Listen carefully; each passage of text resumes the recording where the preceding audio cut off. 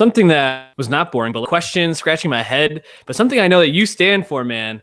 First Reformed. Thank God for video on demand. Finally got around to seeing it after that. After I missed it in theaters. Paul Schrader. I don't even know what film this is for him. He's been around forever. Since like the 70s? Right. Well, he's most famous for co-writing or writing Taxi Driver, yep. Raging Bull, Last Temptation of Christ. Mm-hmm. First. Yeah, he ran in that whole group with like Scorsese, De Palma, Spielberg. I think he was close to it too. Yeah. So I mean, this is sitting at 93% Rotten Tomatoes. It's gotten a lot of buzz this year. As definitely Oscar worthy. A lot of people heralding Hawke's performance in this. Obviously, Ethan Hawke is the lead. I know that you said this isn't your top 3 films, and you're not sure what order that's in right now. But what do you like about this movie? Why is this a movie that is getting such high praise this year? Yeah, it's funny. I remember as soon as I went to see it, and from the very first shot, I'm like, oh, the aspect ratio isn't like everything else I see. Interesting. That was a choice he made. I took on my phone and I wrote down first shot aspect ratio of when he's like the close up of the church, if I remember correctly. Yeah. And so I was like, this is definitely a movie that is, it was particularly directed at. And again, like I knew a lot of the hype going in, so I was kind of expecting that. Then once you go in, and then it's a very simple story, But I think because Hawke gives such a measured performance about a priest having a crisis of faith and having that consume him, seeing that pan out, I thought was superb, and just the way he grapples with his emotions throughout the film. I thought the voiceover when he was writing in his diary was incredibly effective.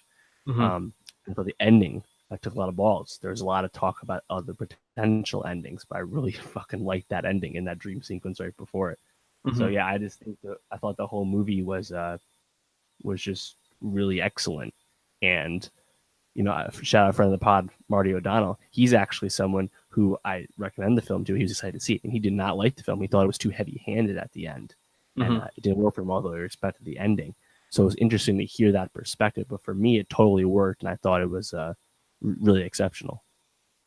Yeah, I'm not super familiar with films that are made in this transcendental, I don't know, format way, however you want to put it, style.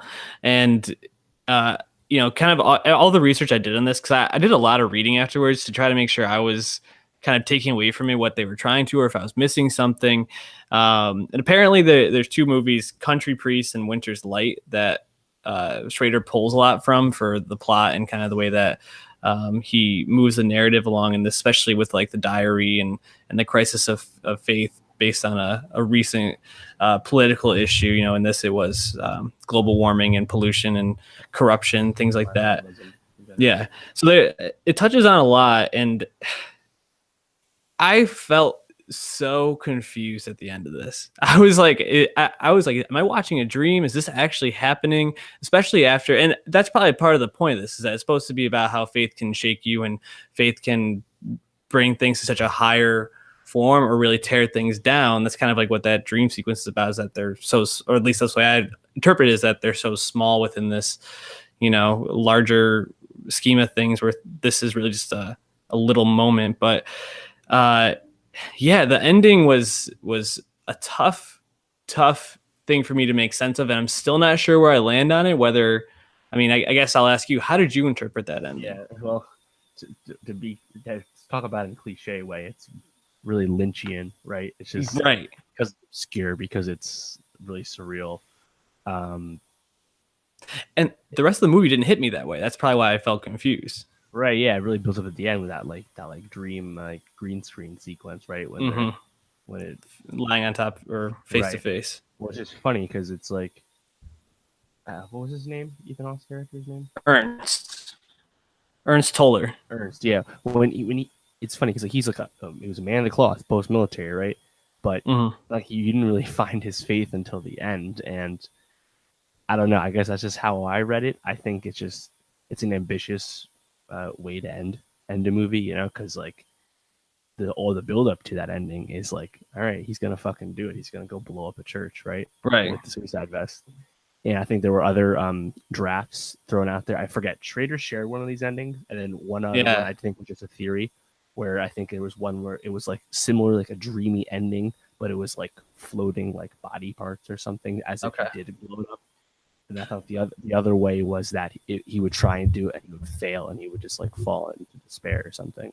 Mm-hmm. So it's Yeah. big movie just to think about, where the character could have went, at the Yeah, there's a lot to it. I mean, I guess there was also one ending which is very like traditional in this style where he drinks the Drano and she walks in and he dies right there, and there's like the Christ on the cross above him. So there's a lot that could have happened with it, and I think where I feel almost kind of like I don't know if this makes sense because I saw him as a man of such faith throughout the whole thing, like almost to the point where like he needed to just like lighten up a little bit on his faith, be like, man, you really are taking on the weight of everything here. And like that's kind of what was tearing him apart, was everything just seemed so heavy. And he felt like there was so much wrong that the church wasn't taking action on or that he couldn't change.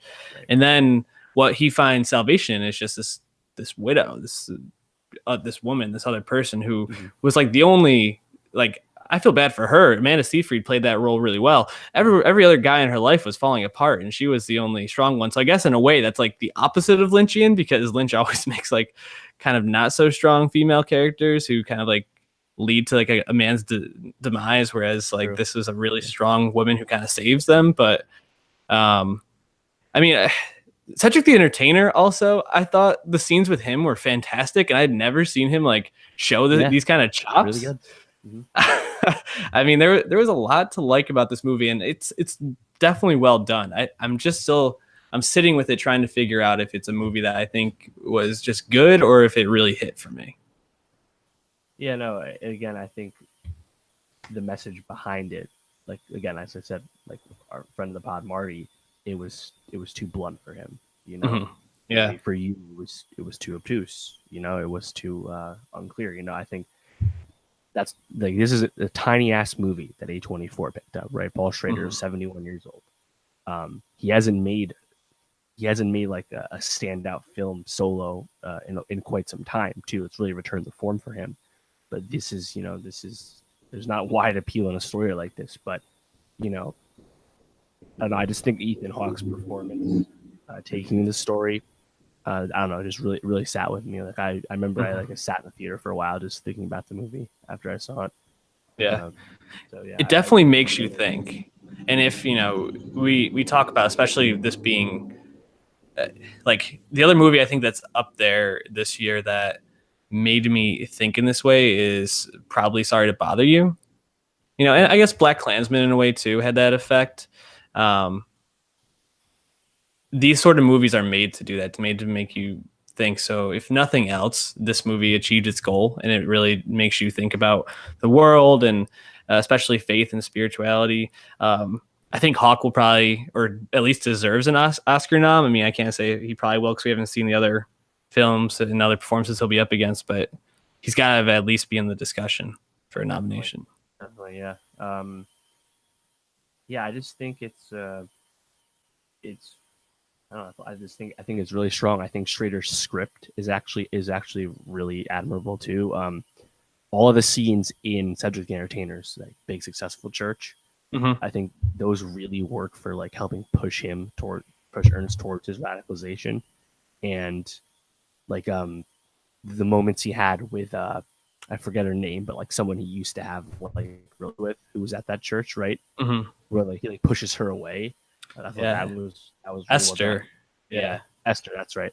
And yeah, I don't know. I just think also I thought the original message, the whole like driving force of this, environmentalism, things like that, and like environmental terrorism on the other end of it. Like I also find that like really pressing and relevant to today too. So it's I don't know. I just thought it was really exceptional. It's somewhere in my top 3 right now.